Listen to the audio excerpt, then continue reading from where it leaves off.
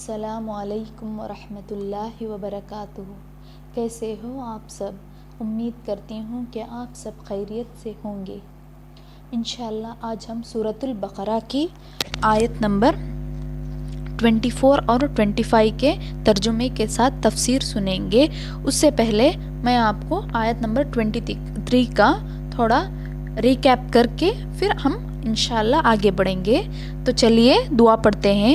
رب اشرح لی صدری ویسر لی امری واحلل عقدۃ من لسانی یفقہوا قولی رب زدنی علما رب زدنی علما رب زدنی علما اللہم فقہنا فی الدین۔ اعوذ باللہ من الشیطان الرجیم، بسم اللہ الرحمن الرحیم۔ وَإِن كُنتُمْ فِي رَيْبٍ مِّمَّا نَزَّلْنَا عَلَىٰ عَبْدِنَا فَأْتُوا بِسُورَةٍ مِّن مِّثْلِهِ وَادْعُوا شُهَدَاءَكُم مِّن دُونِ اللَّهِ إِن كُنتُمْ صَادِقِينَ۔ اور اگر تم کو اس کتاب میں شک ہے، یعنی اللہ کی بھیجی ہوئی کتاب میں تم کو کوئی شک ہے، فی ریبم کوئی شک ہے اللہ کی نازل کی گئی ہوئی کتاب میں، تو تم بھی لے آؤ اس جیسی ہی کسی کتاب کو جو تمہارے دوست ہیں، مددگار ہیں، ان کی مدد سے تم بھی اس جیسی کوئی کتاب لے آؤ۔ اللہ کے سوا کوئی تمہارا مددگار ہے تو ان مددگاروں کے ساتھ مل کر ایسی ہی کتاب تم لے آؤ اگر تم سچے ہو۔ تو اللہ یہاں پر ان لوگوں کو چیلنج دے رہا ہے، جو لوگ شک کرتے ہیں اس کتاب میں، ان لوگوں کو چیلنج دے رہا ہے کہ تم بھی اس جیسی ایک صورت بنا کے لے آؤ، ساتھ میں تمہارے مددگاروں کو ملا کر اس جیسی ہی ایک کتاب بنا کر لے آؤ۔ تو اب یہاں پر دیکھیں، عرب کلچر میں عموماً وہ لوگ صحراؤں میں رہتے ہیں، یعنی رہتے تھے پہلے، اور وہ کھلی جگہوں میں رہتے ہیں، تو ان کا جنات سے ایک انٹریکشن ہوتا رہتا تھا، اور جنات کو بھی وہ اپنی زندگی میں بڑا اہم مقام دیے ہوئے تھے۔ ان کا خیال یہ تھا کہ جو کہ ایک خیال ہی تھا، حقیقت نہیں تھا، کہ جنوں کے اندر ایک بڑی طاقت ہے، جن بہت کچھ جانتے ہیں۔ بعض لوگ یہ سمجھتے تھے کہ جن غیب کو جانتے ہیں۔ عربوں میں سب سے زیادہ جن لوگوں کو قابل قدر ایک مقام حاصل ہوتا تھا وہ ان کے شعراء تھے، وہ ان کے قبیلے کے نمائندے ہوتے تھے، یعنی اسپوکس پرسن، جو وہ قبیلے کے طرف سے بولا کرتے تھے۔ کوئی بھی بات ہو، کوئی خوشی ہو، غم کی بات ہو، کچھ بھی بات ہو، تو وہ اسپوکس پرسن بولا کرتے تھے، ان کے نمائندے، قبیلے کے نمائندے بولا کرتے تھے۔ اور وہ ان کے بولنے کا انداز کیا تھا؟ وہ شاعری کیا کرتے تھے، سیدھی زبان میں نہیں لکھتے تھے، شاعری کے تھرو وہ جو بھی بولنا ہے شاعری کے تھرو بولتے تھے، ان کا زبان اس طریقے سے وہ بولا کرتے تھے۔ وہ اپنے جذبات کو شعر و شاعری میں بتاتے، اس لحاظ سے وہ سمجھتے تھے کہ ہمارے جیسے کوئی نہیں۔ کیا سمجھتے تھے اپنے آپ کو؟ ہمارے جیسا بولنے والا کوئی نہیں، ایسا وہ خود کو سمجھتے تھے۔ ان کا بولنے کا انداز شاعرانہ انداز تھا ان کا بولنے کا، اور ان کا یہ خیال تھا کہ کوئی اچھا شاعر ہوتا ہے تو اسے کسی جن کی مدد ہوتی ہے، اس کے بولنے میں کسی جن کی اس کے پیچھے مدد ہوتی ہے۔ اس لیے صلی اللہ علیہ وسلم نے جب قرآن پیش کیا تو انہوں نے کہا تھا کہ اس کے پیچھے ایک جن ہے۔ جب نبی صلی اللہ علیہ وسلم نے قرآن پیش کیا تو انہوں نے کیا کہا؟ اس کے پیچھے ایک جن ہے۔ ابو لہب کی بیوی نے ایک موقع پر کیا کہا تھا؟ جب وحی کا آنا رک گیا تھا، فترۃ الوحی ہوئی تھی، تو تب اس نے کیا کہا تھا کہ اس کے شیطان نے اسے چھوڑ دیا ہے۔ یہ ان کا عام کلچر ہوتا تھا۔ کیا کہا تھا اس نے؟ اس کے شیطان نے اس کو چھوڑ دیا ہے۔ یہ ان کا عام کلچر ہوتا تھا۔ اسی لیے قرآن نے کیا کہا؟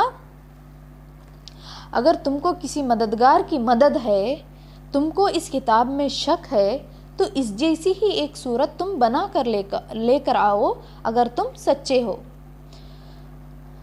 اب نیکسٹ آیت کو چلتے ہیں، آیت نمبر 24۔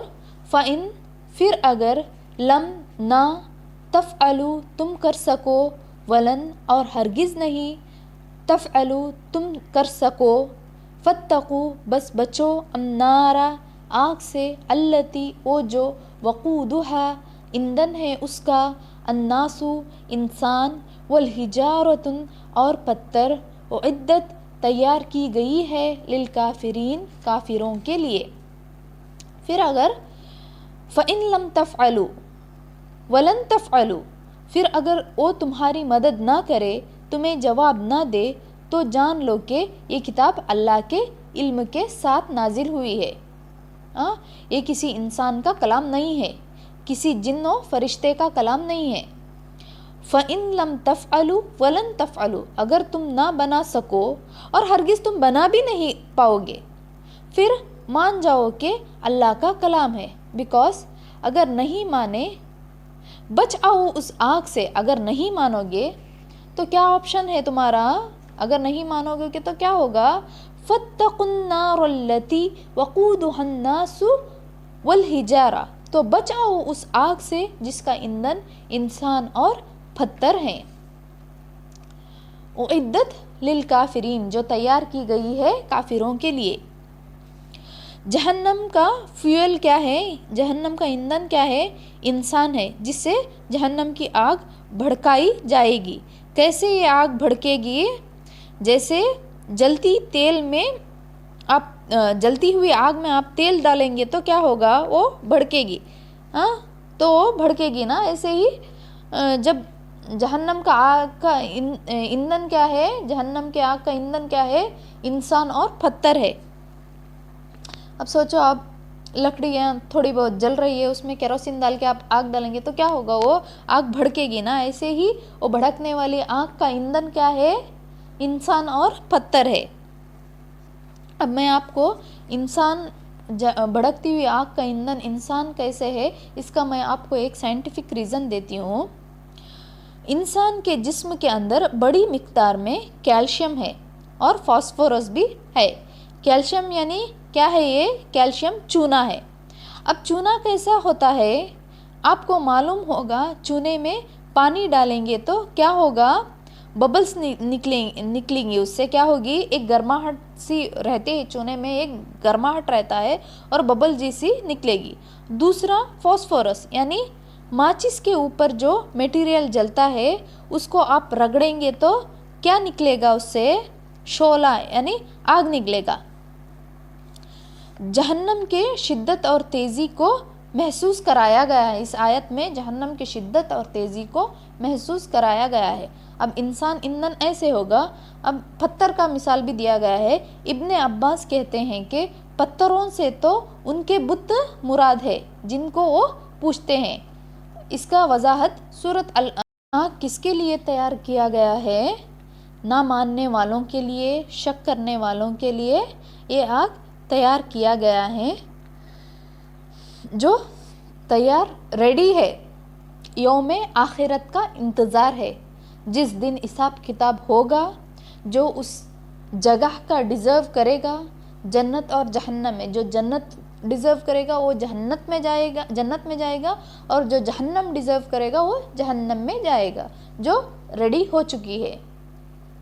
دنیا تو بہت ہمارے گیلیکسی میں بہت سے پلانٹس ہے، اس میں دنیا ایک آئی تھنک 3rd نمبر پہ دنیا آتا ہے۔ دنیا کا اس سے بڑے بڑے بڑے پلانٹس ہے، تو اس ہو سکتا ہے کہ اس میں صرف کوئی جنت ہوگا، کوئی جہنم ہوگا، ہو سکتا ہے، اللہ عالم۔ چلیے آگے بڑھتے ہیں۔ نیکسٹ،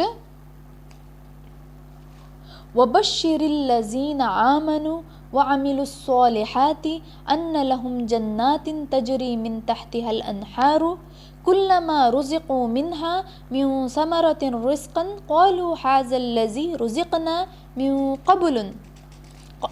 قَبْلُ وَأُوتُوا بِهِ مُتَشَابِهًا وَلَهُمْ فِيهَا أَزْوَاجٌ مُطَهَّرَةٌ وَهُمْ فِيهَا خَالِدُونَ۔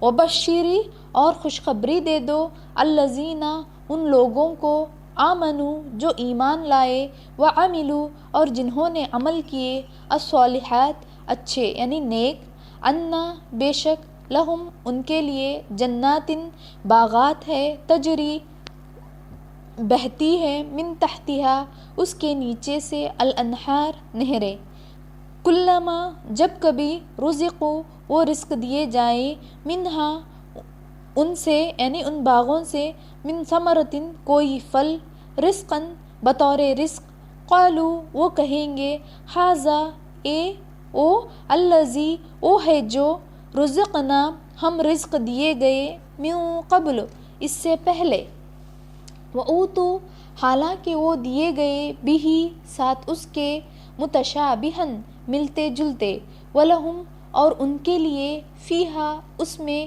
ازواجن بیویاں ہیں مطہرۃ پاکیزہ وہم اور وہ فیہا اس میں خالدون اس میں ہمیشہ رہنے والے ہیں۔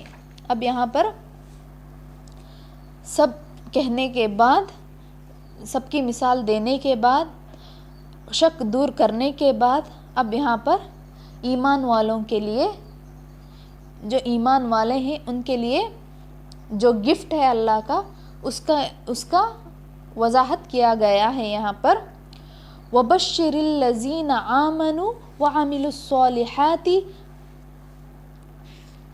جو لوگ خوشخبری دے دو اور خوشخبری دے دو ان لوگوں کو جو ایمان لائے اور جنہوں نے اچھے عمل کیے ان کے لیے کئی قسم کے باغات ہیں اور کئی طرح کے نہریں بہتی ہیں اس میں کئی طرح کے نہریں بہتی ہیں وَبَشِّرِ الَّذِينَ آمَنُوا وَعَمِلُوا الصَّالِحَاتِ خوشخبری دے تو ان لوگوں کو جنہوں نے جو ایمان لائے اور نیک عمل کیے أَنَّ لَهُمْ جَنَّاتٍ ان کے لیے جنت ہے تجری من تحتها الانہار جس کے نیچے نہریں بہہ رہی ہوں گی پانی کی ہے دودھ کی نہریں ہوں گی شراب کی ہوں گی ماننے والوں میں ایمان کے ساتھ عمل والے بھی آتے ہیں ماننے والوں میں ایمان والوں کے ساتھ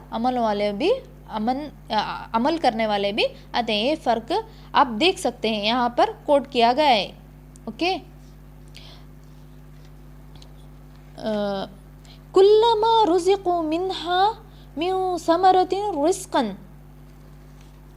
جب کبھی وہ ان لوگوں میں کسی قسم کا رزق دیے جائیں گے ان لوگوں کو جب کبھی کسی رزق کو ان کو دیا جائے گا تو وہ کہیں گے کیا کہیں گے وہ کلما رزقوا منہا من ثمرۃ رزقا جب کبھی ان باغات سے ان کو کوئی رزق دیا جائے گا قالوا ھذا الذی رزقنا من قبل وہ کیا کہیں گے وہ کہیں گے اسی طرح کی چیزیں تو ہم پہلے کھا کر آئے ہیں پہلے ملی تھی یعنی جنت کی چیزیں دیکھ کر پہلا کمنٹ کیا ہوگا ان کا کہ یہ تو جانی پہچانی ہے یعنی اب آپ دیکھیں یہاں پہ اب یہاں پر اس آیت میں دیکھیں ہم کو کسی چیز کی پہچان ہوگی تو ہم وداؤٹ ہیزیٹیشن اس کو کنزیوم کریں گے لیں گے اگر نیا ہے تو تھوڑا سوچیں گے کہ یہ کیا ہے ٹیسٹ کیسا ہوگا وغیرہ وغیرہ اوکے انسان اپنے من پسند چیز کو ہی کھانا چاہے گا سمجھ گئے دنیا کے پھلوں میں یعنی دنیا کے پھلوں میں ملتے جلتے پھل ہی وہاں پائے جائیں گے وہاں سرو کیا جائے گا مگر اس کے ٹیسٹ میں کوالٹی ہوگا کوالٹی تو الگ ہوگا مگر پہچان کے لیے کیا دیا جائے گا ان کو دنیا سے ملتے جلتے ہی چیز دیے جائیں گے اور قرآن میں بہت ساری جگہ انار کا انگور کا کھجور کا ایسے بہت سارے مثال آئے بھی ہیں تو دنیا کے ملتی جلتی ہی پھلیں ان کو وہاں بھی سرو کی جائے گی مگر اس کے کوالٹی میں فرق ہوگا کیا ہوگا ملتی جلتے یہاں پر کوڈ بھی کیا گیا ہے دیکھیں وَأُوتُوا بِهِ مُتَشَابِهًا حالانکہ وہ دیے جائیں گے اس سے ملتے جلتے چیز ہی ان کو دیا جائے گا اور اس کے ٹیسٹ میں فرق ہوگا جنت ایک ایسی جگہ ہے جسے کسی آنکھ نے نہیں دیکھا ہوگا کسی کان نے سنا نہیں ہوگا اور اس کے لیے اس میں بیویاں ہوگی پاکیزہ اور صرف بیویاں یعنی شوہر کے لیے بیویاں نہیں بیوی کے لیے شوہر بھی یہاں پر آتا ہے یہ ورڈ بھی یہ بات بھی اس ورڈ میں آتی ہے. ازواجن، اور وہ اس میں ہمیشہ رہیں گے. اب یہاں پر لاسٹ کا جو آیت کا لاسٹ کا حصہ ہے اس کا میں ایک آیت کوٹ کروں گی. اس میں سورہ آل عمران کی آیت نمبر 195 جو ہے، فَاسْتَجَابَ لَهُمْ رَبُّهُمْ أَنِّي لَا أُضِيعُ عَمَلَ عَامِلًا مِّنْكُمْ مِّنْ ذَكَرٍ أَوْ أُنْثَىٰ بَعْضُكُمْ مِّن بَعْضٍ. پس ان کے رب نے ان کی دعا قبول فرما لی کہ تم میں سے کسی کام کرنے والے کا کام کو، خواہ وہ مرد ہو یا عورت، سمجھ گئے، مرد ہو یا عورت، میں ہرگز ضائع نہیں کرتا. تم آپس میں ایک دوسرے کے ہم جسم ہو. یہاں پر اس کا کلیئرنس دیا گیا ہے کہ مرد ہو یا عورت. وہاں صرف مرد کی بات ہوئی ہے، مگر کیا ہے، جو بھی انسان ہر کسی، الناس یعنی سب لوگوں کو، یا ایھا الناس یعنی سب لوگوں کو، مرد ہو، عورت ہو، بچہ ہو، بوڑھا ہو، سب لوگوں کو کہا گیا ہے. یہاں پر اس کا کلیئر ہوتا ہے کہ صرف مرد کو ہی نہیں، عورت کو بھی اس کا جزا، سزا جو بھی ہو اس کو ملے گا. صرف مرد کو ہی نہیں، صرف عورت کو ہی نہیں، بلکہ سب انسان کو اس کا اجر ملے گا. السلام علیکم ورحمۃ اللہ وبرکاتہ.